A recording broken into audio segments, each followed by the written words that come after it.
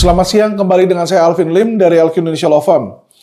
Oke teman-teman, hari ini saya mau memberikan komentar dan opini hukum saya ya terhadap kasus yang sedang hot ya. Ya mungkin teman-teman kalau buka berita, hampir semua berita itu tentang hal ini, yaitu adalah peristiwa matinya seorang polisi ditembak oleh polisi di rumah polisi, sehingga pengamat kepolisian minta pengawas polisi dicopot oleh kepala kepolisian. Ya, oke. Jadi yang menarik di sini teman-teman, ada berita yang terjadi ya minggu lalu ini, ada kejadian seorang polisi ajudan dari Ferdy Sambo itu menembak mati supir dari istrinya Bapak Irjen Ferdy Sambo. Oke. Kebetulan Bapak Ferdy Sambo saya sudah pernah bertemu langsung dengan beliau. Ya, penilaian saya kepada beliau, ya beliau baik dan cukup responsif. Jadi kalau beliau di WA oleh masyarakat, ya walaupun singkat, beliau baca dan beliau balas ya di sini. Jadi yang saya mau bahas hari ini bukan tentang material dari sebuah kasus, dari kasus Pak Ferdy Sambo, bukan. Ya, karena kalau material ini kita mau tahu siapa bunuh siapa, kenapa dibunuhnya, kenapa ini bisa terjadi gitu ya. Maksudnya material ini adalah tentang isi dari siapa yang benar, siapa yang salah di situ kan. Nah, hari ini saya tidak mau membahas tentang material dari sebuah pidana. Jadi ini sudah terjadi sebuah dugaan pidana nih ya di rumah Bapak Ferdy Sambo. Ya kan, di situ di rumah kediaman Bapak Ferdy Sambo sudah terjadi dugaan pidana. Dalam kasus pidana selalu ada dua hal. Yang pertama adalah material, yaitu mengetahui kebenaran siapa, apa yang terjadi, siapa pelakunya, dan kedua adalah formil. Formil ini adalah tata cara bagaimana pihak kepolisian itu mengusut, menyidik, mengumpulkan alat bukti, ya kan, mencari siapa tersangkanya. Nah ini formil teman-teman ya. Jadi antara material dan formil ini dia selalu berhubungan. Ya buat supaya teman-teman tahu nih. Jadi biar supaya teman-teman tahu, ya kan. Hukum formil itu diatur di buku yang namanya KUHP, Kitab Undang-Undang Hukum Acara Pidana. Jadi acara pidana itu bagaimana polisi beracara itu yang namanya hukum formil atau hukum acara ya. Nah, hukum material di sini barulah tercatat di KUHP, Kitab Undang Hukum Pidana ya. Jadi yang satu hukum pidana, yang satunya lagi hukum acara pidana. Kalau hukum pidana itu namanya hukum material, kalau hukum acaranya pidana itu namanya formil teman-teman ya. Jadi kita sambil belajar dikit nih teman-teman. Yang saya mau bahas ini adalah tentang formilnya. Ya. Jadi gini teman-teman, apa hubungannya antara material dan formil? Ya. Jadi material itu sangat berhubungan dengan formil. Jadi kalau sebuah kasus ditangani dengan formil yang benar, materialnya ini tidak akan perlu diragukan lagi. Tetapi apabila formilnya atau tata cara pelaksanaannya oleh aparat penegak hukum dilakukan dengan cara yang tidak benar, inilah yang sekarang timbul dalam kasus Bapak Ferdy Sambo ya. Jadi kalau teman-teman lihat, kenapa sih ya kan langsung ini menarik sekian banyak perhatian dari masyarakat ya. Saya buka handphone saya ini ya, teman-teman. Ini saya lihat link berita di Babe ini, waduh banyak banget teman-teman ya. Jadi yang komentar ini banyak. Pertama yang komentar ini ada Komnas HAM, dibilang di sini. Komnas HAM tak mau ogah membantu, dibilang sini. Jika Polri tak mau terbuka soal kasus Irjen Ferdy Sambo, Komnas HAM ogah membantu, ya kan. Nah, jadi seseorang atau polisi ketika dibilang tidak mau terbuka, berarti sisi formilnya ini ditutup-tutupi ya. Jadi Komnas HAM ini merasa ditutup-tutupi ya. Siapa lagi yang komentar di sini? IPW juga komentar.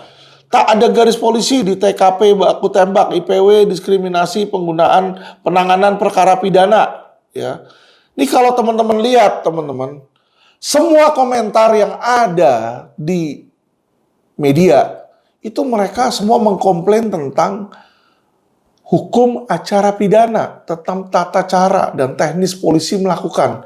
Dan inilah yang seringkali dan sudah berulang kali saya sering gaungkan, teman-teman, ya, di acara podcast saya. Kenapa?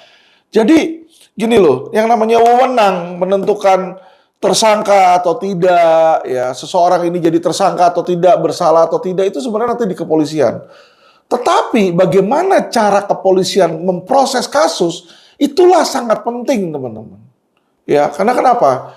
Supaya teman-teman tahu hukum acara itu atau hukum formil itu dibuat dengan tujuan agar aparat penegak hukum tidak bertindak sewenang-wenang dan tidak melakukan pelanggaran HAM, hak asasi manusia. Karena manusia, walaupun dia adalah, ya kan, tersangka atau terdakwa atau penjahat sekalipun, tetap memiliki hak asasi yang melekat pada dirinya, teman-teman. Nah, inilah makanya kenapa dibuat hukum acara pidana untuk menjaga jangan sampai hak asasi manusia itu dilecehkan dan dipretelin di sini, teman-teman, ya. Nah, jadi kalau teman-teman lihat ya, semua komentar dari para pihak ini semua mengkomentari tentang hukum acara formil yang sering kali udah kemarin ini saya gembar-gemborkan gitu ya, teman-teman. Oke, lanjut lagi nih ya, selain tadi kan IPW sama Komnas ya. Selain IPW sama Komnas ada lagi yang bicara di situ. Ya, siapa aja? Kompolnas juga bicara di situ ya. Bahkan Mahfud MD juga bicara. Sebut kasus tewasnya Brigadir J banyak kejanggalan. Mahfud MD bilang penjelasan Polri sendiri tak jelas. Penjelasan Polri nggak jelas. Ketua RT-nya aja sampai bicara. Tak ada ambulan di rumah Sambo, ketua RT aneh. Jenazah diangkut apa di sini ya? Jadi ini sangat menarik perhatian ya, teman-teman. Kita baca lagi nih ya. Selain ini siapa-siapa aja yang, jadi banyak sekali ini teman-teman yang komentar ya. Bahkan sampai Komnas Perempuan juga komentar di situ. Ya, dan bahkan sampai Kapolri juga komentar, DPR komentar, mereka nggak setuju Ferdy Sambo untuk dicopot, ya, karena dianggap belum bersalah. Oke, nah teman-teman, secara etik saya tidak akan mengadili dan mendahului pengadilan, ya. Walaupun mungkin setiap orang dalam otaknya, dalam pikirannya masing-masing sudah mempunyai versinya sendiri nih, sudah berandai-andai siapa benar, siapa salah. Tetapi dalam video ini saya tidak akan menyentuh ke ranah tersebut. Ya, karena benar atau salah sebenarnya yang tahu hanyalah para pelaku yang hadir saat itu di rumahnya dan Tuhan yang Maha Esa yang di atas yang tahu ya. Itu yang sebenarnya tahu. Nah, teman-teman, balik lagi kita bicara tentang hukum formil ya. Kita mau bahas dikit nih teman-teman, biar teman-teman tahu ya. Kenapa sih orang seperti itu Pertama kita akan bahas berita tentang Komnas HAM. Yang namanya Komnas HAM itu mereka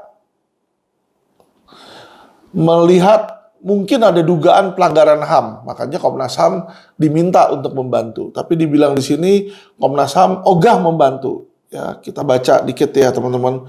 Komisioner Komnas HAM Khoirul Anam menyebut 3 syarat agar membantu, 3 syarat.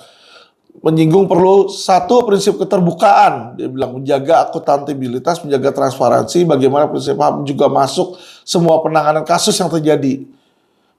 Nah, kalau dibilang transparansi di sini yang HAM minta, bukankah Kapolri juga ada yang namanya slogan presisi? Salah satu dari presisi itu adalah C-nya itu transparansi, ya. Jadi ini seharusnya sudah dilakukan oleh polisi, tapi Komnas HAM aja merasa tidak ada transparansi, teman-teman di sini. Balik lagi dibilang di situ. Meski begitu, kata Anam, Komnas HAM hingga kini belum dihubungi pihak Polri untuk diajak mengusut kasus baku tembak. Jadi belum dihubungi ya katanya di sini. Kami secara resmi belum dihubungi dan kami membaca berbagai pemberitaan di media. Kami katanya akan dilibatkan Pak Kapolri untuk kasus tersebut. Katanya. Oke. Sebelumnya Kapolri Jenderal Listio Sigit mengusulkan pembentukan tim gabungan untuk mengusut kasus baku tembak di rumah dinas. Di sini ya, mengusulkan pembentukan tim gabungan. Oke, lanjut. Jadi yang dipermasalahkan, jadi pertama nih yang dipermasalahkan oleh Kadif, oleh kasus Kadif Propam ini oleh Komnas HAM adalah dianggap tidak adanya transparansi. Jadi transparansi inilah salah satu proses, salah satu unsur dari hukum acara formil, teman-teman ya. Jadi lihat, masyarakat ini sudah mulai meragukan bagaimana Polri menangani ya. Jadi mereka ragu, kenapa? Komnas HAM aja bilang tidak ada transparansi di sini, makanya ogah membantu ya. Ini bukan dari saya, tapi ini bisa dilihat ya link beritanya ini. Link beritanya ini dari media ini ya, dari Babe ini kalau saya lihat dari Babe dibilang di sini buletindewata.com sini ya, buletindewata.com nih. Oke, lanjut teman-teman, kita lihat komentar IPW. Siapa itu IPW? IPW bagi teman-teman yang tidak tahu adalah singkatan dari Indonesian Police Watch ya, ketuanya sekarang Sugeng Teguh Santoso. Oke. IPW ini berita tanggal 13 Juli 2022 jam 21.34 oleh Indonesia Parlemen. Judulnya tak ada garis polisi di TKP baku tembak, IPW mengatakan diskriminasi penanganan perkara pidana. Oke, teman-teman. Indonesia Police Watch beri apresiasi. Jadi diapresiasi dulu nih langkah Kapolri membentuk tim khusus penanganan, menunjukkan respon cepat sesuai dengan program presisi ya.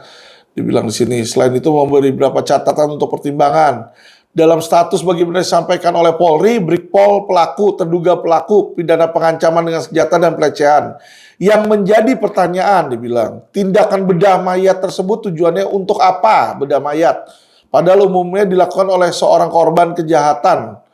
Jadi umumnya dilakukan korban kejahatan, bukan pelaku kejahatan. Nih jadi kalau dilihat nih, yang dipermasalahkan satu tindakan bedah ya. Kedua dibilang tidak adanya garis polisi, police line pada TKP sebagai bagian dari pengamanan lokasi.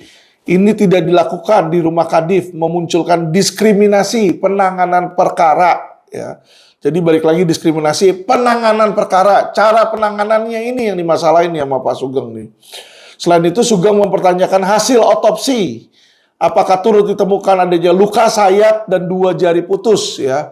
Jadi ini dia nggak ngomong sama sekali tentang siapa benar, siapa salah nih si Sugeng ini. Jadi dia bicara tentang ya kan apa, yaitu kenapa kok bisa ada luka sayat dan jari putus ya. Padahal katanya cuma tembak-tembakan. Apakah ada pisau nih yang namanya luka sayat kan berarti senjata tajam. Ya, jadi beda senjata yang digunakan nih senjata tajam kah atau senjata api kah? Mungkin ini yang ada di dalam pikiran Bapak Sugeng ya. Lanjut lagi dia bilang catatan keempat, proyektil peluru kalibernya kaliber berapa dia nggak tahu nih. Ya, Sugeng berharap tim khusus dapat mendeteksi ada tidaknya upaya obstruction of justice ya. Dalam perkara obstruction of justice ini adalah penghalang-halangan penyidikan. Ya, obstruction of justice, menghalang-halangi penyidikan. Jadi kalau IPW aja bilang ya kan berharap di situ tidak ada, berarti dia menduga dan dia berasumsi mungkin bisa terjadi, makanya dia ngomong di situ ya. Terlebih lokus deliktinya ada di rumah kediaman Ferdy Sambo dan Ferdy Sambo ini akan menjadi salah satu objek dan istrinya ini yang menjadi bahan untuk diperiksa nih ya. Kalau peristiwa berlanjut di pengadilan, keduanya akan menjadi saksi tewasnya Brigpol Y sehingga pembentukan tim gabungan benar-benar menjawab keraguan publik. Jadi balik lagi nih, kalau kita lihat ya teman-teman, hukum formil ini mengatur bagaimana sebuah proses hukum dijalankan. Proses hukum itu sering juga disebut dengan nama due process of law. Dalam due process of law, teman-teman, ya kan, bagaimana penegakan hukum dalam kepolisian itu dilakukan dua tahap. Pertama adalah penyelidikan, kedua adalah penyidikan, lidik dan sidik. Dalam penyelidikan, disitulah polisi, ya kan, mencari alat bukti dan menentukan ini pidana atau bukan. Jadi sebenarnya di dalam lidik, ya, polisi mencari alat bukti, terus lihat, ini kasusnya kasus apa sih? Pidana bukan ya, atau perdata? Kalau perdata hentikan deh. Terus di penyelidikan itu dicari, ada buktinya nggak nih? Ini pidananya ada buktinya nggak? Bener nggak? Misalnya kalau pembunuhan, ada nggak yang ngebunuh? Bunuhnya pakai apa? Matinya gimana? Kenapa? Ya kan? Itulah proses yang dilalui oleh penyelidik, teman-teman. Nanti di penyidikan, baru ketika dia menemukan dua alat bukti dan menentukan bahwa ini pidana, baru dicari siapa nih pelaku tersangkanya, ya, siapa ini yang melanggar hukum di sini. Ya, nah inilah dua hal yang biasa dilakukan oleh polisi. Ya, jadi setiap proses dari lidik dan sidik ada upaya-upayanya, upaya paksa. Contoh penangkapan, penahanan, penyitaan, penggeledahan, ya kan? Nah, ini adalah upaya-upaya yang dilakukan oleh polisi dan itu ada SOP-nya, teman-teman. Contoh, ya kan, penangkapan, ya kan? Penangkapan itu wajib polisi itu mendapatkan surat perintah, surat tugas dulu, sprint, ya. Namanya sprinhan biasanya, surat perintah penahanan. Nah, dalam surat perintah penahanan itu harus sudah disebutkan yang dibacakan dulu hak-hak orang tersebut, ya. Ini kalau di Amerika disebut namanya Miranda Law. Di situ di Indonesia belum ada nama atau julukannya, teman-teman. Oke, lanjut. Contoh lagi penyitaan atau penggeledahan. Kalau orang mau menggeledah atau menyita alat bukti, barang bukti, jadi misalnya dianggap ini nih dianggap adalah alat untuk membunuh, misalnya orang pakai ini terus tusukin ke kepala, terus orang mati, ya kan? Nah ini harus disita, teman-teman. Ya, ketika ditemukan polisi, oh dibunuhnya pakai ini nih, lubangnya pas nih, bentuknya nih segitiga gini nancep di kepala, misalnya kan. Oke, apa yang harus dilakukan? Berarti kalau seperti itu, ya kan, ya ini disita dan ini harus ada surat perintah pengadilan untuk menyita, teman-teman. Ya, itu yang biasanya dilakukan. Nah, jadi ada tata caranya, ada SOP-nya. Nah, yang Sugeng tadi permasalahkan adalah pertama, kenapa kok rumahnya nggak dipasangin garis polisi? Karena kan apa? Itulah yang namanya crime scene, ya, atau TKP. Istilah Indonesia TKP, teman-teman. Tempat kejadian perkara. Jadi tempat kejadian perkara pidana biasanya tuh di police line, teman-teman. Untuk apa? Untuk dilakukan olah TKP. Ya, jadi biasanya yang melakukan itu adalah dari kepolisian sebuah tim yang namanya Inavis, ya, identifikasi di situ. Ya, jadi bagian identifikasi nih, teman-teman. Yang biasanya turun Inavis itu, teman-teman, ya. Jadi kita sambil belajar ilmu hukum. Saya memberikan opini hukum, tapi tidak mau menghakimi siapapun di sini. Saya cuma mau teman-teman ini, masyarakat ini pintar dan tahu sebenarnya polisi harus melakukan apa, bagaimana sesuai undang-undang, teman-teman, ya. Oke, lanjut lagi. Di sini juga dibilang bahwa dipermasalahkan kenapa kok dibilang otopsinya ditemukan luka sayat nih, ya kan? Jari putus, ya kan? Ditemukan luka sayatan pada bibir, hidung, dan sekitar kelopak situ, ya. Jadi kalau kita lihat di sini, ya kasarnya ngomong lah, ya, kalau secara kesimpulan nih, Sugeng ini berbicara tentang dianggap proses polisi mengusut kasus ini nggak benar lah, ya, seolah seperti itulah kesimpulannya. Kenapa? Diragukan lah oleh beliau, ya. Kata-kata halusnya tuh diragukan lah. Kenapa diragukan? Kenapa kok ada ini, ada ini, ada ini, ada ini? Dia bilang gitu kan. Makanya dibilang di sini diskriminasi penanganan. Harusnya begini, kalau yang lain, kok ini yang terjadi sama polisi begini, beda. Ya, dianggap mungkin spesial pakai telur lah, kayak begitu. Beda lah, ya. Oke, kita lanjut, ya. Kita lanjut lagi dengan komentar orang yang lain nih, ya, teman-teman, ya. Kita komentar yang ini aja deh, ketua RT nih contoh. Ketua RT ini ada bicara di sini ya.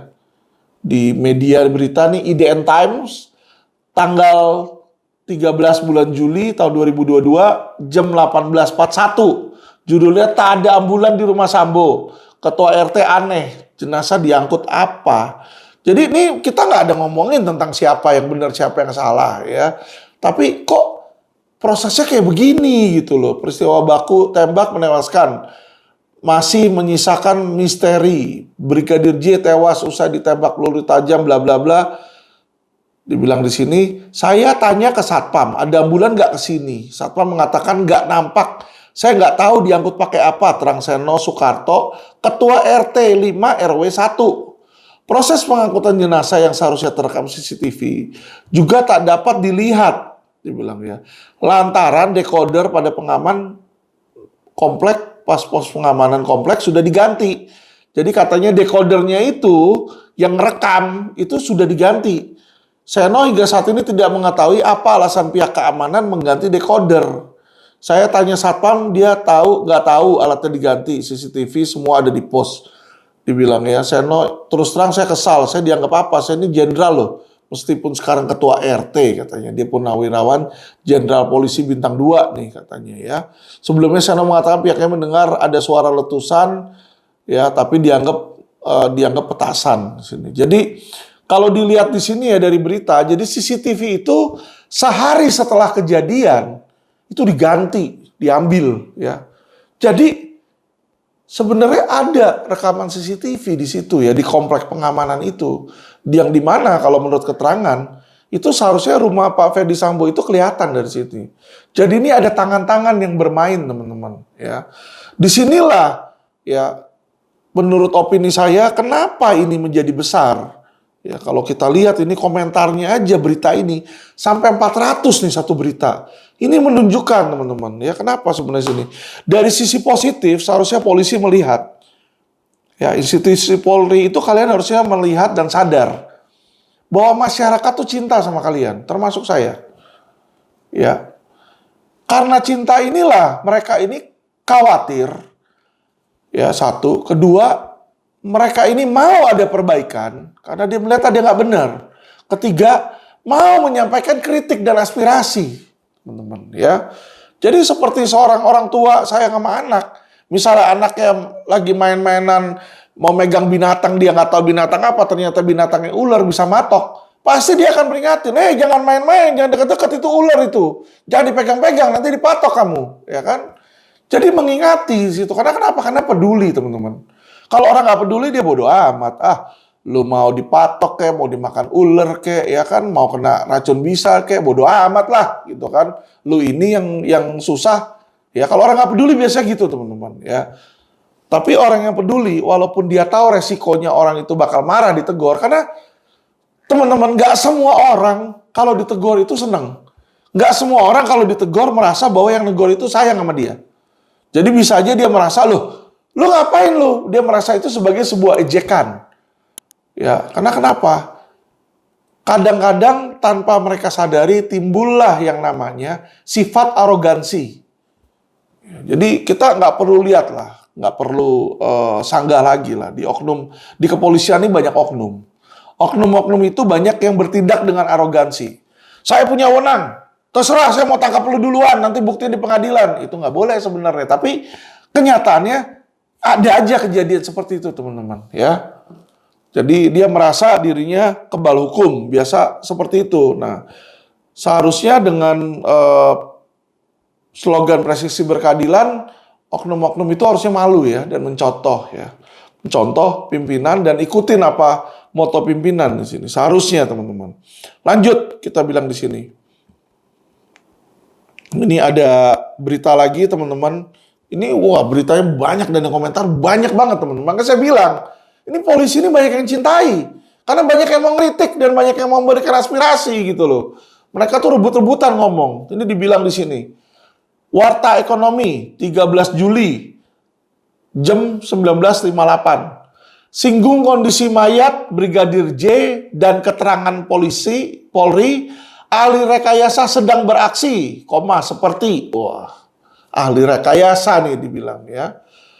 Peristiwa tembak-menembak dipicu lantaran dugaan pelecehan.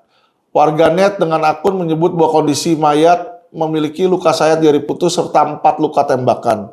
Keterangan pers Humas menyebutkan Brigadir J masuk ke kamar rumah dinas, kemudian ditegur polisi jaga hingga terjadi baku tembak. Ya. Ada netizen yang mengomentari cuitan tersebut bahwa jika CCTV terkena petir, maka video akan tersimpan di hard disk. Jadi dibilang di sini, dibilang katanya ya, selanjutnya disebutkan bahwa CCTV di rumah dinas tersebut mati lantaran tersambar petir. Padahal bukti ini sangat penting dalam kasus Brigadir J. Dibilang di sini ya. Jadi ini kayak katanya keterangan humas nih. Keterangan humas mengatakan nih ya, ini menurut Warta Ekonomi, keterangan humas mengatakan bahwa CCTV rumah dinas itu mati lantaran tersambar petir. Padahal bukti ini sangat penting dalam kasus Brigadir J. Sepertinya ahli rekayasa sedang beraksi. Ya, kenapa dibilang seperti itu? Karena seharusnya kalau tersambar petir, video tetap tersimpan di hard disk. CCTV kena petir kan video tersimpan di hard disknya. Harddisknya rusak kan bisa recovery data. Padahal nggak pernah dengar sisi ketawa petir. Harddisknya meleduk, kata akun Twitter. Jadi ini balik lagi, ya kan, adalah di dalam proses penyidikan, ini masyarakat netizen ini merasa balik lagi Polri tidak transparan, tidak terbuka. Kalau saya lihat ya, kalau saya bisa simpulkan.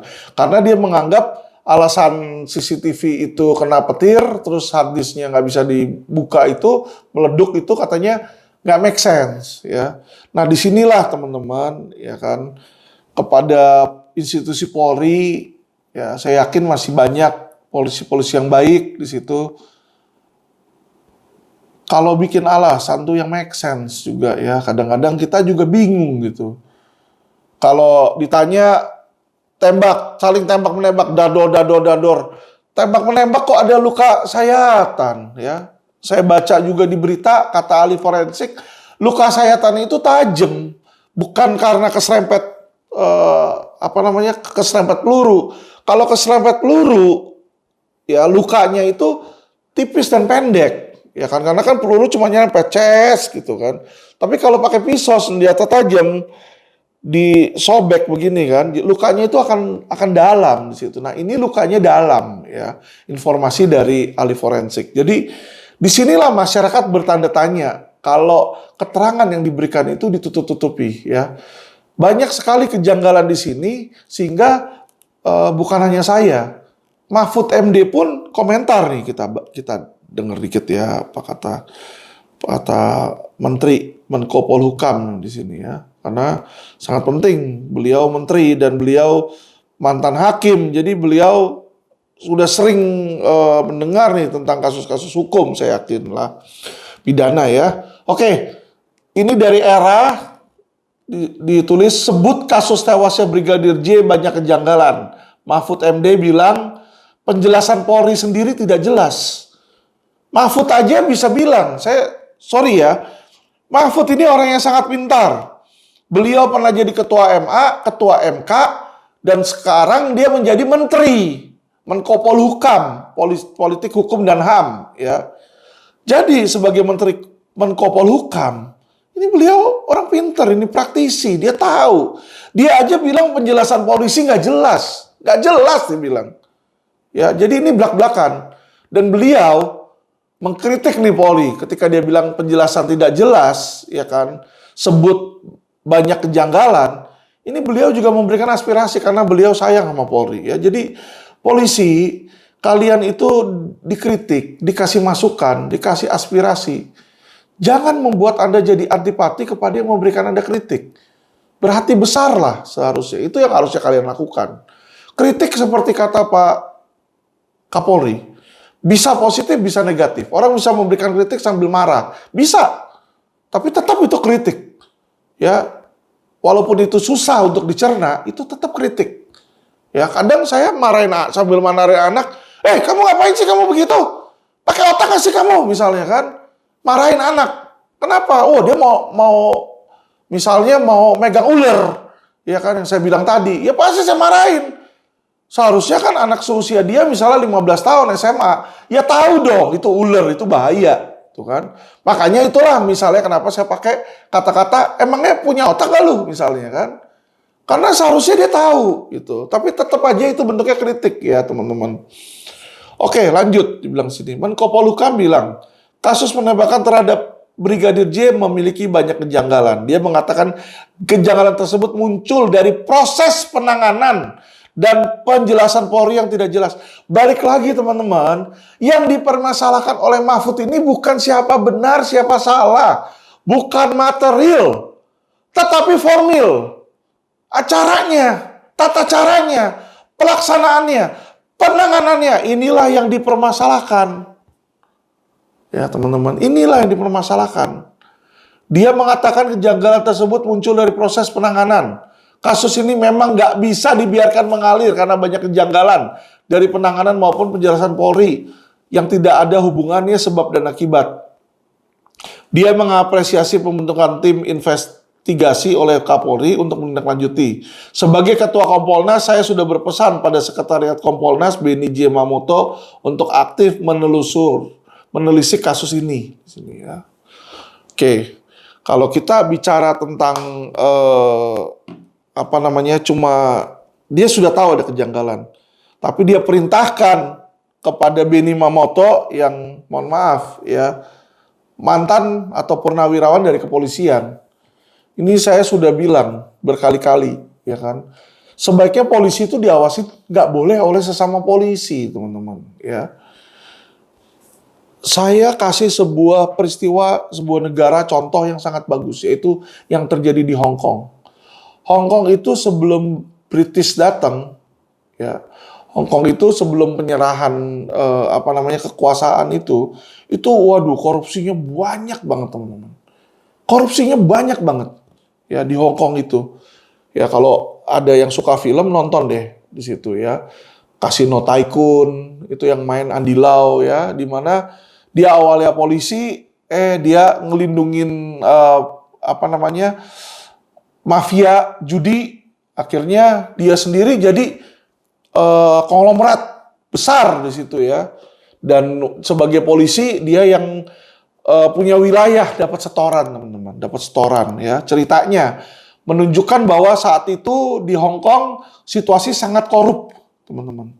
Nah muncullah ya bukan polisi nih, tapi ICAC namanya kalau di sana, internal corruption, internal anti corruption di situ ya.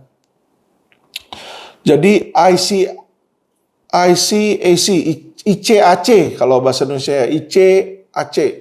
Ya. Jadi dimunculkanlah, dia bikin semacam kayak KPK. Ya, ICAC ini kalau di Indonesia ini KPK, teman-teman.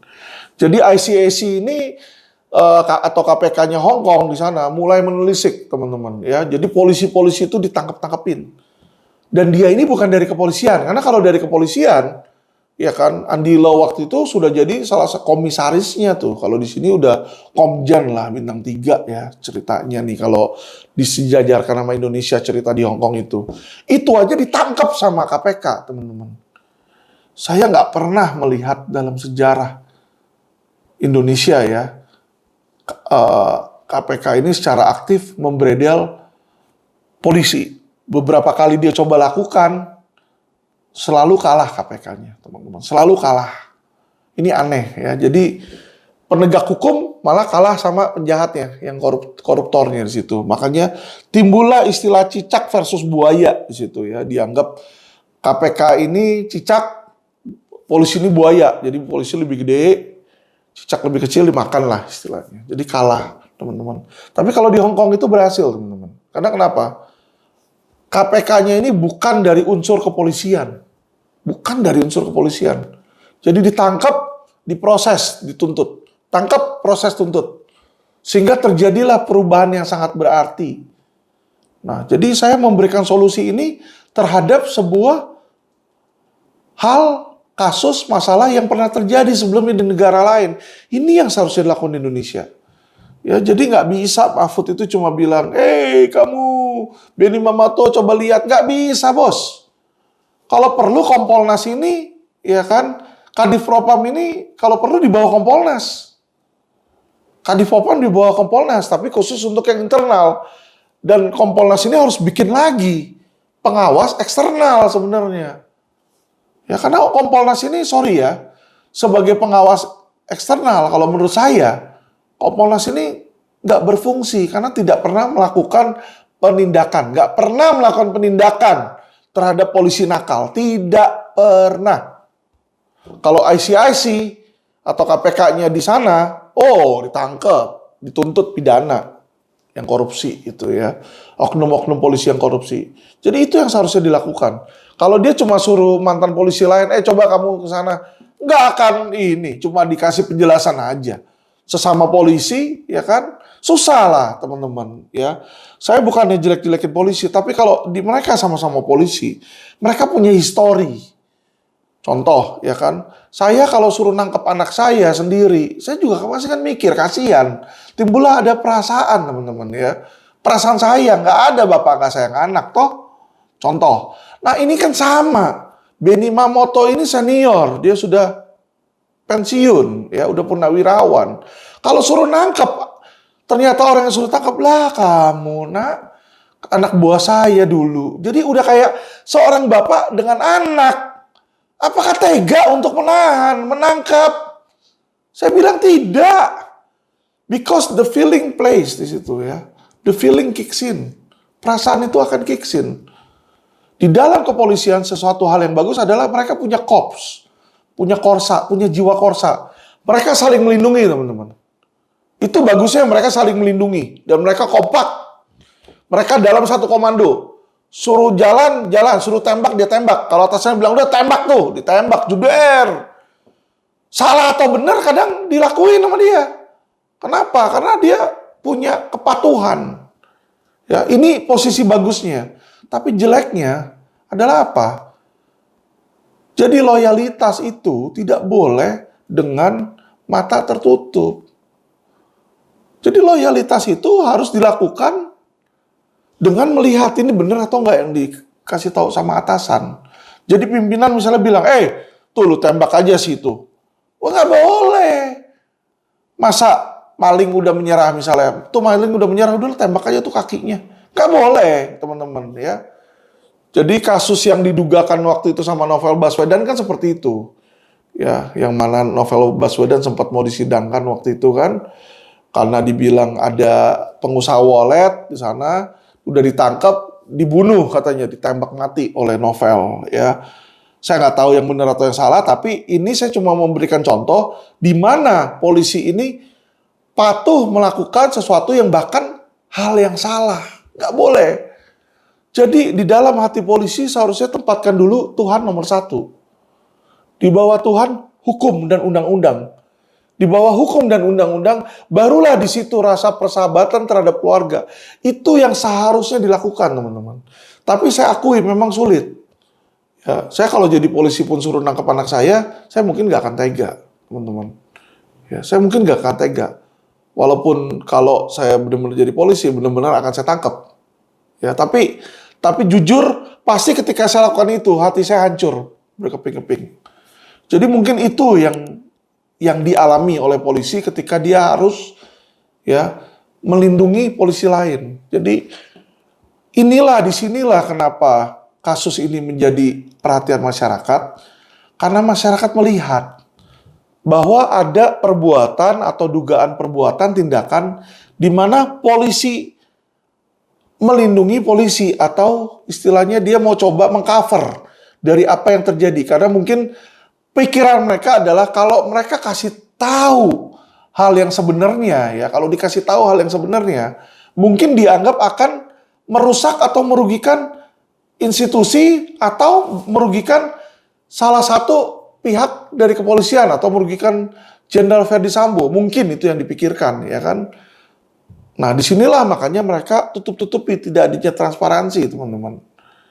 Nah, itu seharusnya justru malah dengan ditutup-tutupi jadi makin rame, teman-teman. Ya, ini kita lihat di sini, teman-teman. Lanjut lagi. Ini yang menarik. interview dengan, ini ada sebuah video. Ini ibunya dari apa namanya, dari Brigpol J Huta Barat nih yang tidak terima atas kematian anaknya. Joshua Huta Barat pada tanggal 8 bulan Juli tahun 2022 kami mendengar berita bahwasanya anak kami telah meninggal dunia jam 5 sore di kediaman Bapak Ferdi Sambo di rumahnya. Tanggal 9 kami jemput ke bandara. Sesudah itu kami bawa ke Sungai Bahar. Sesudah di Sungai Bahar serah terima, kami tengok diberitakan sama Mabes Polri Jakarta, katanya adanya tembak menembak. Nah, ternyata setelah kami buka mayatnya, ternyata tembak menembak itu bukan cuma sekali. Ternyata ada kayak perlawanan, bahkan kayak sayatan-sayatan, luka-luka, benda tajam. Itulah yang kami temukan di bagian badan anak kami.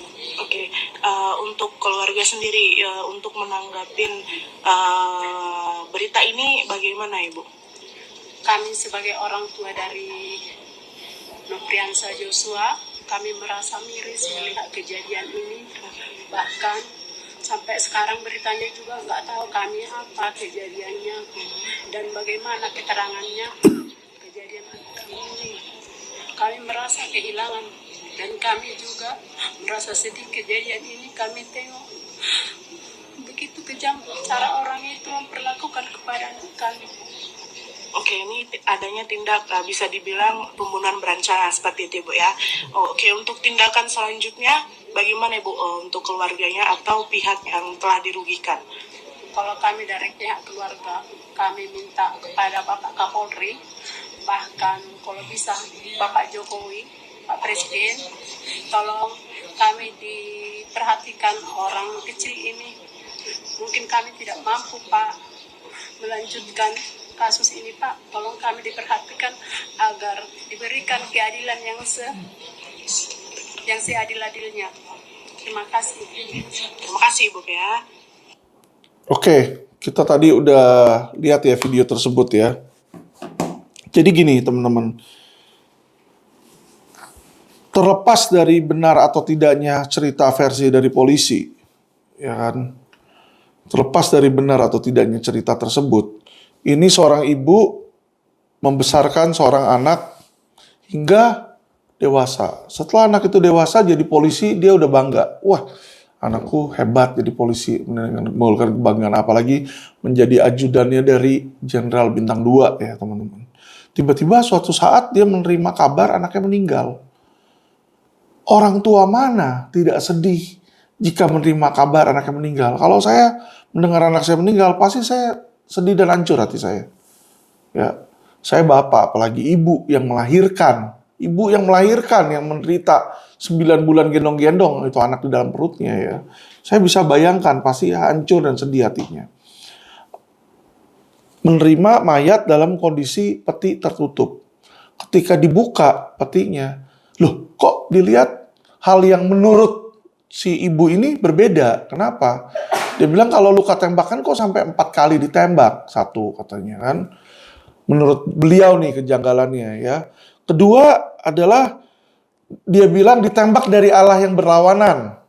Dari arah yang berlawanan. Jadi mungkin maksudnya dia berlawanan, ada yang ditembak dari depan, ada yang ditembak dari belakang kali. Karena kalau ditembak cus, peluru kan kadang cuk, bolong kulit, nempel di dalam. Ya, dan nggak ada exit wound di belakang atau luka tembus. Jadi tembak kadang bisa nembus, bisa nggak tembus. Mungkin maksud si ibu ada yang tembak di depan di situ karena ada lobang, tapi belakangnya nggak lobang nih.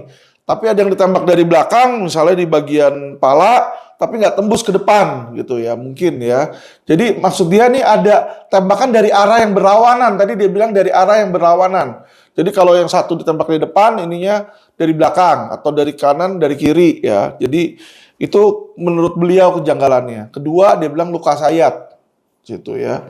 Dan banyak lebam katanya. Nah, jadi kaget juga kan si ibu itu melihat, loh, kok seperti ini? Apalagi menerima kabar, udah sedih dibilang anaknya meninggal. Kedua, ditampilkan lagi berita bahwa anaknya meninggal karena mau melecehkan orang lain. Terlepas dari benar atau tidaknya tuduhan, ya kan? Saya hanya memperhatikan perasaan dari sini juga pasti sedih gitu loh. Karena kenapa? Udah meninggal, sekarang namanya semua jelekin, teman-teman. Kalau memang itu yang terjadi, ya memang udah resikonya dia, ya udahlah gitu. Tapi pertanyaan saya adalah kalau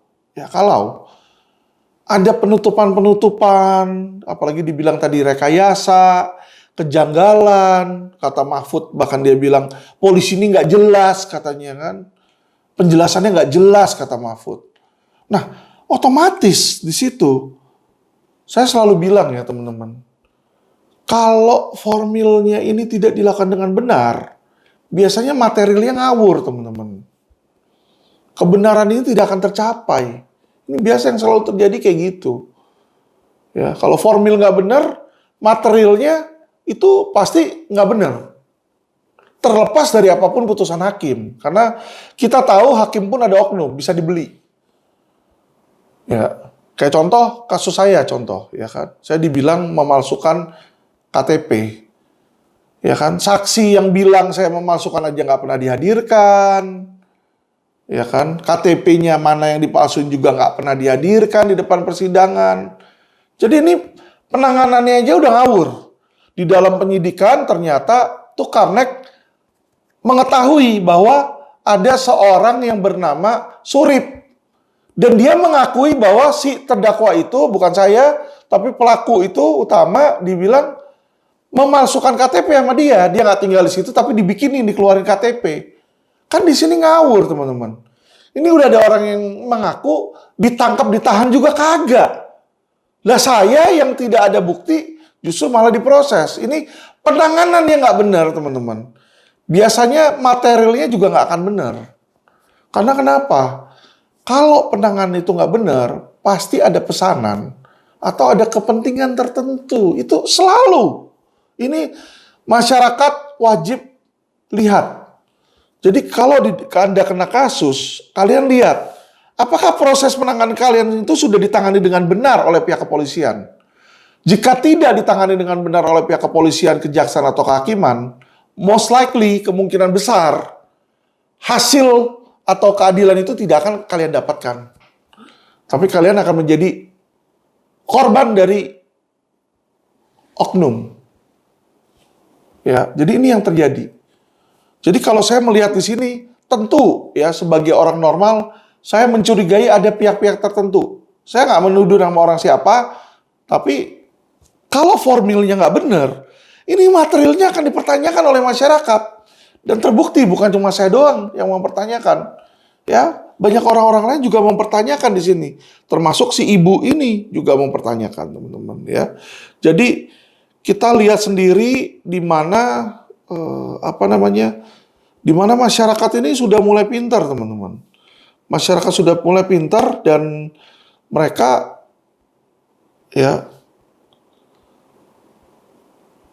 juga tahu Komnas HAM mendadak mundur dari tim kasus pengusutan Ferdy Sambo yang baru lagi nih, Genpi 14 Juli di situ. Beredar kabar Irjen Ferdy Sambo akan dicopot diganti Brigjen Hendro. Ya, masalah pencopotan sebenarnya terhadap Ferdy Sambo saya nggak begitu setuju. Kenapa? Kalau beliau dicopot sebelum dibuktikan beliau salah atau enggak, beliau sudah dihakimi oleh massa, teman-teman. Beliau sudah dihakimi oleh massa.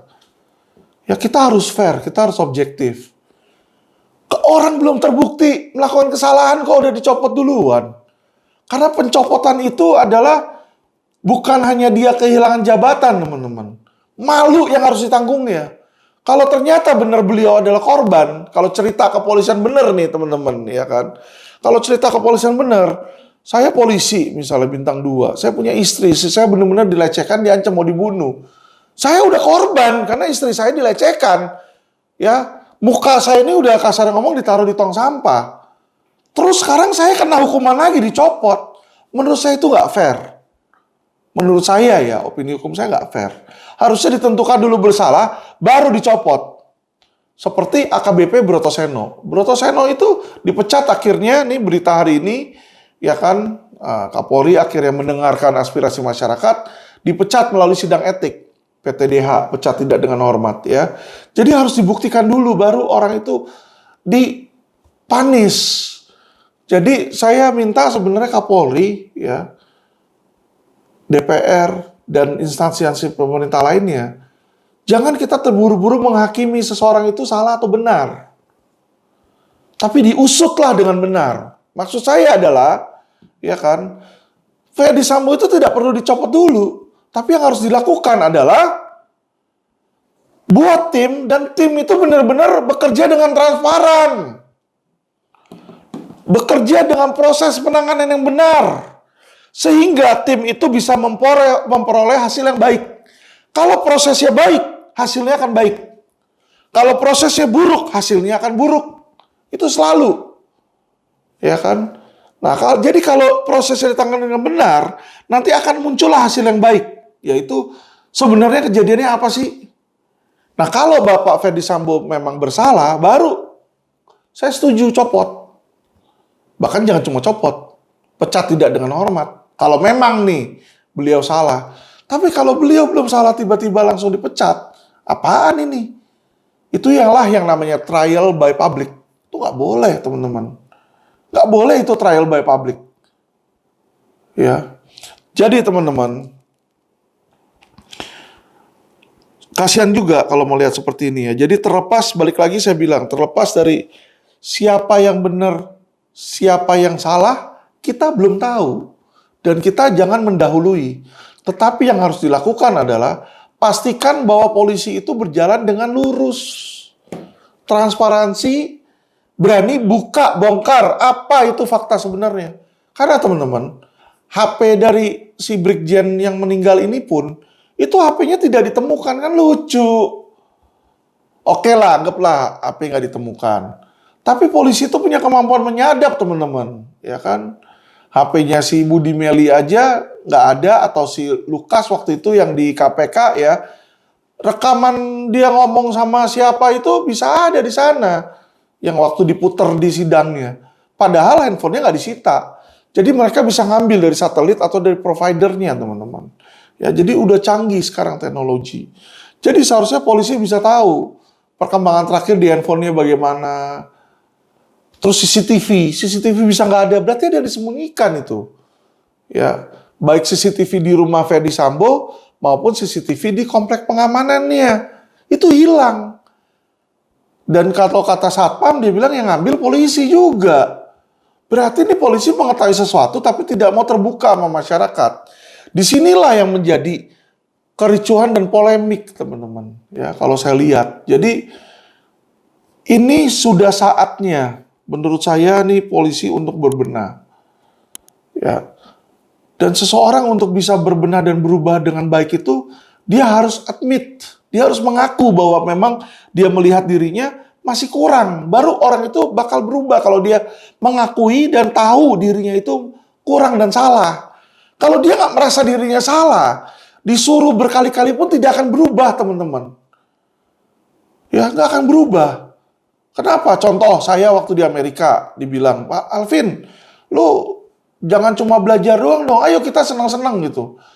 Saya nggak merasa saya salah belajar, karena saya mau nilai saya kan masuk ke Berkeley. Itu persyaratan harus 4,0, harus 4.0, harus A+ semua. Nilainya harus A semua, A+ semua. Nggak boleh ada A-, B, itu nggak boleh. Yang 4,0 aja, yang E+ semua aja, belum tentu diterima UC Berkeley, apalagi saya nilai jelek. Jadi orang ada nasihatin saya kan dulu kan, Alvin, kerja itu dengan seneng-seneng tuh harus seimbang. Ayo kita nyantai, seneng-seneng, have fun. Saya bilang enggak, saya mau belajar aja. Saya fokus sana. Karena saya merasa saya benar, saya nggak mau dengerin nasihat orang. Terlepas dari itu nasihat benar atau tidak.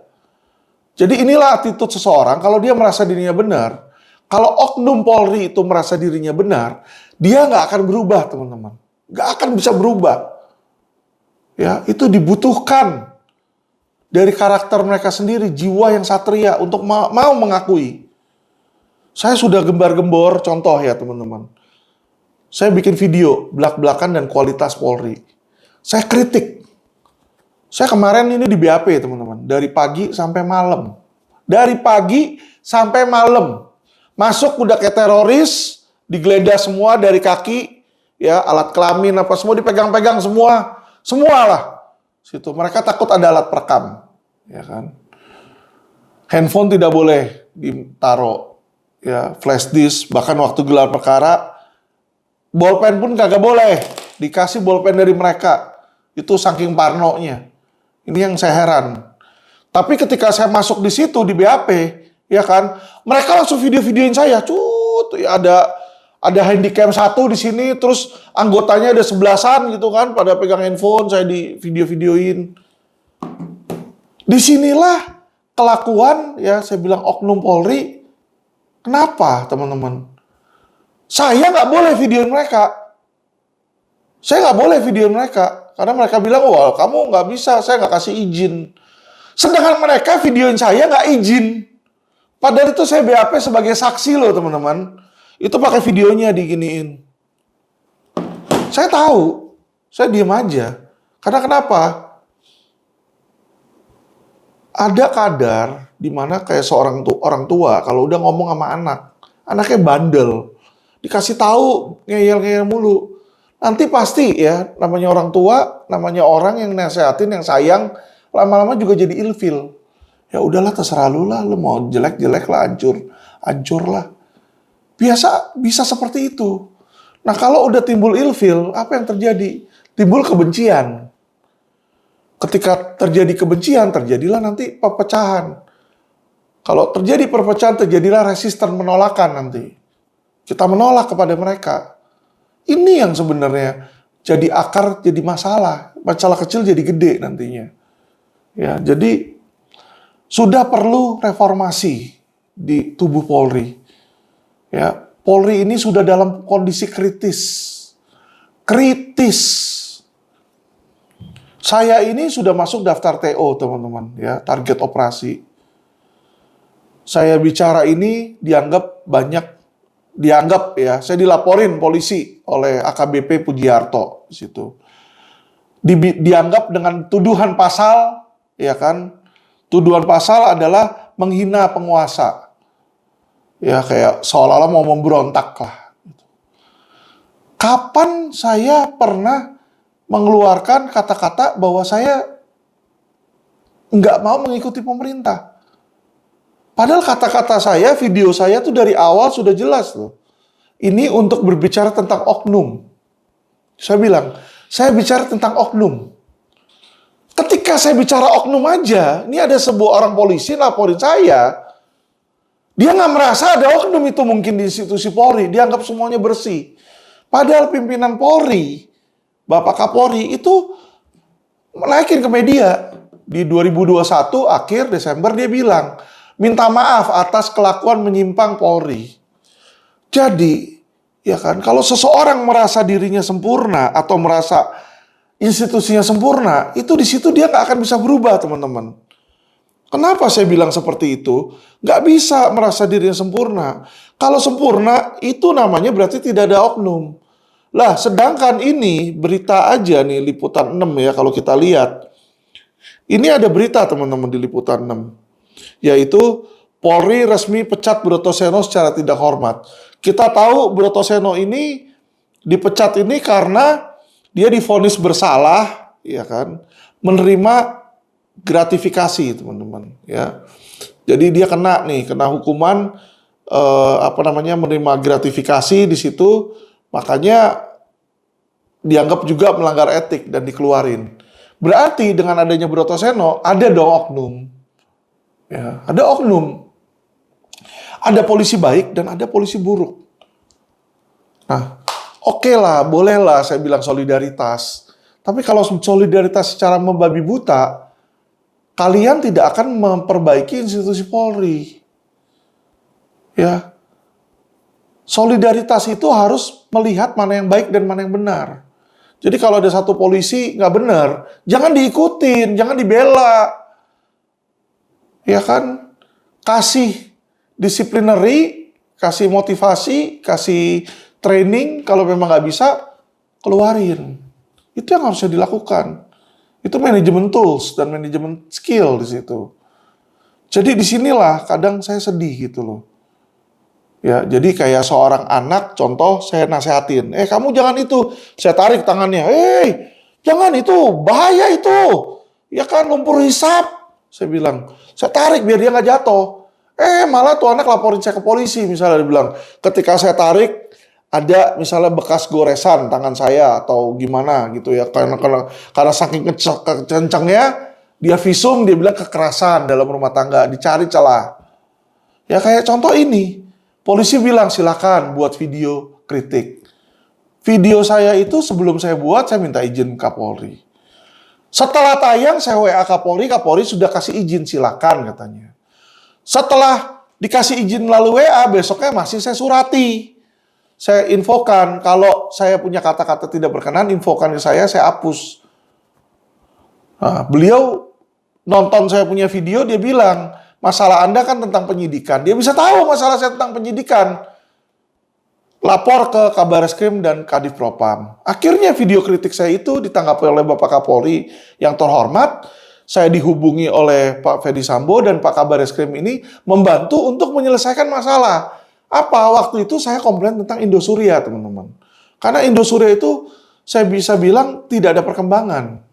Walaupun polisi selalu bilang, ya, dia selalu bilang, lihat endingnya. Jadi kalau teman-teman lihat di sini, ya kan polisi itu nggak pernah suka dikritik, teman-teman.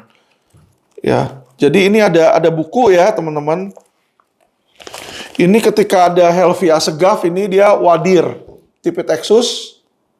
Dia ditanyain nih tentang kasus Indosuria. Dia juga nggak suka disudutkan. Dia bilang, nggak ada tebang pilih kok. Lihat saja endingnya, katanya. Kalau ending dari laporan polisi yang pertama, itu menurut saya polisi nggak berhasil. Kenapa? Karena nggak berhasil P21, teman-teman. Tahanan lepas. Ya, jadi inilah sebenarnya orang tuh kasih masukan supaya apa? Supaya dia jangan pandang remeh. Itu aja sebenarnya. Ya, jadi kalau Polri itu anti kritik, nggak suka dikritik, dan Polri itu malah kalau dikritik sama orang, dia TO orangnya tersebut. Aduh, teman-teman, saya itu udah di TO itu udah lebih kayak dari apa ya istilahnya ya, dari teroris, teman-teman. Padahal saya nggak bawa senjata. Rumah saya udah digeledah sama polisi, datang rame-rame 20 orang, difoto-fotoin, divideoin di situ. Tidak ada di sini. Dibilang pemalsuan KTP, mana ada belangko KTP atau apa, kagak ada. Buat heroin juga kagak, ngobat kagak. Ya, buat uang palsu kagak, judi juga kagak saya. Ya, lucu. Jadi kalau dicari-cari seminggu ini hampir tiap hari, teman-teman, saya dibikin sibuk dengan apa? Ya itu, dengan BAP, ya kan? BAP seolah-olah saya video saya mencemarkan. Nanti ditarget lagi, udah tahu kasusnya tidak ada penggelapan, dibilang diduga saya menggelapkan. Namanya lawyer, disuruh sama klien, dikasih surat kuasa, suruh menjalankan. Udah jalanin dicabut, terus dia nggak setuju dengan apa yang udah ada. Harusnya dia gugat, dia laporin saya. Polisi lihat, wah dia dilaporin Alvin, proses. Cepat. Ya, cepat teman-teman, dipanggil aja kagak. Saya nggak pernah dipanggil tuh dalam 2 laporan itu. Langsung naikin sidik. Wih, mantap. Mantap teman-teman. Kayak sidang hari ini juga gitu. Sidang udah cepet aja. Ya kan, habis periksa dari terdakwa, dari jaksa, diperiksa saksi-saksi dia memberatkan saya. Seharusnya jadwal berikutnya periksa saksi yang meringankan saya. Nggak mau, jaksa sama hakim keberatan. Ditolak. Langsung pemeriksaan terdakwa. Langsung pledoi, langsung tuntutan. Hari yang sama, teman-teman. Ya, jadi kelihatan jelas banget saya di TO. Saya dituduhkan pembantuan, kata ikut serta. Ya, pembantuan. Pembantuan itu di pasal 57 itu hukuman itu sepertiga lebih ringan dibanding si pelaku. Pelakunya aja 2,5 tahun, teman-teman. Harusnya saya lebih ringan dari 2,5 tahun, tapi ini tidak, teman-teman. Saya dituntut 6 tahun penjara. Sadis. Inilah, teman-teman ya. Negara Indonesia ini tidak senang sama orang jujur. Tidak senang sama orang bersih. Ini yang saya lihat dan saya rasakan, teman-teman. Jadi kadang tuh kita sedih gitu ya, dibikin lama-lama kalau dibikin ilfil kita pikir udahlah pindah ganti warga negara misalnya. Nah itulah yang memang mereka inginkan. Yang nggak sepaham sama mereka, paham koruptif, ya kan, udah silakan lu pindah aja. Nah lalu terus kapan mau maju? Bapak Presiden Jokowi waktu itu kirim utusan untuk ketemu seseorang di California yang namanya Bapak Sehat Sutardja.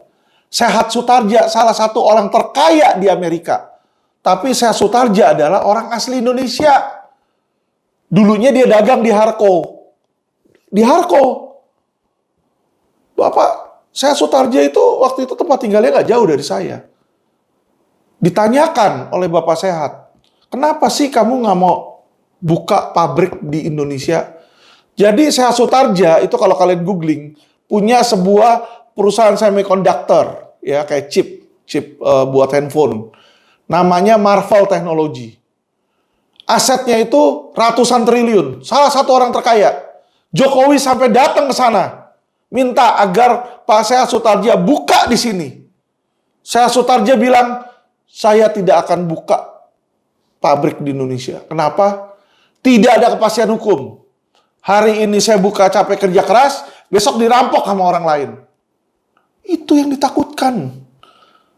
Makanya mau berkali-kali Bapak Presiden, Bapak Luhut yang terhormat, temuin Elon Musk ke sana ya, minta Elon Musk untuk buka di sini pabrik Tesla. Nggak akan terjadi. Nggak akan terjadi. Ya, nggak akan terjadi. Mereka orang asing, dia tahu ke sini takut. Saya aja yang lawyer aja bisa diinjek-injek. Hak saya bisa dikebiri. Gimana dengan orang biasa, teman-teman? Saya bicara seperti ini agar Indonesia mengalami kemajuan. Ya kan? Apapun hasil dari putusan tersebut, kemarin pun saya ditahan 9 bulan. Ya kan? Saya selama 9 bulan saya tidak melawan. Saya nggak berusaha kabur dari penjara atau saya nangis-nangis minta dikurangi, minta dilepaskan. Saya nggak ada tuh. Di situ saya jalani dengan tabah. Walaupun saya tahu saya dikriminalisasi, saya tahu bahwa saya bukan pelakunya. Bahwa saya tahu saya dikriminalisasi, teman-teman, oleh oknum-oknum. Tapi saya taati hukum, saya jalankan. Ya, karena memang perubahan itu butuh pengorbanan. Tetapi, ya kan, mau sampai kapan Indonesia berubah kalau pemerintah, ya Bapak Presiden tidak mau membenahi, Bapak Menko Polhukam nggak mau membenahi, Bapak Luhut nggak mau membenahi. Ekonomi Indonesia tidak akan maju. Ekonomi Indonesia akan turun dalam jurang resesi. Ya, inflasi ini di Amerika sedang naik tinggi nih, sudah 7% lebih. Makanya suku bunga di Federal Rate itu sudah dinaikin jadi dinaikin 0,75 ya, 75 basis point BPS. Akibatnya dolar naik, tembus 15.000, nanti akan tembus 16.000. Dengan dolar naik, harga emas turun di situ. Dengan harga emas turun juga Indonesia akan mengalami inflasi, ya harga-harga barang nanti akan naik. Karena kenapa? Nilai rupiah itu yang jeblok, yang anjlok. Disitulah nanti daya beli Indonesia akan berkurang dan bisa terjadi resesi. Dan apalagi kalau orang-orang pada keluar ke sana. Jadi kalau kepastian hukum ini tidak dibenahi, ya kan, Indonesia ini no hope. Susah nanti untuk bisa maju. Ya, seberapa besar visinya presiden, tapi kalau landasan fondasi dari sebuah negara itu adalah penegakan hukum. Kalau penegakan hukumnya keropos dan banyak oknum, itu yang kelihatan hanyalah dari luar kelihatan indah, gedung-gedung indah, petugas-petugas yang rapi, tapi dalamnya borok. Kenapa saya bilang seperti itu? Ini polisi nembak polisi, kita nggak tahu yang mana yang benar.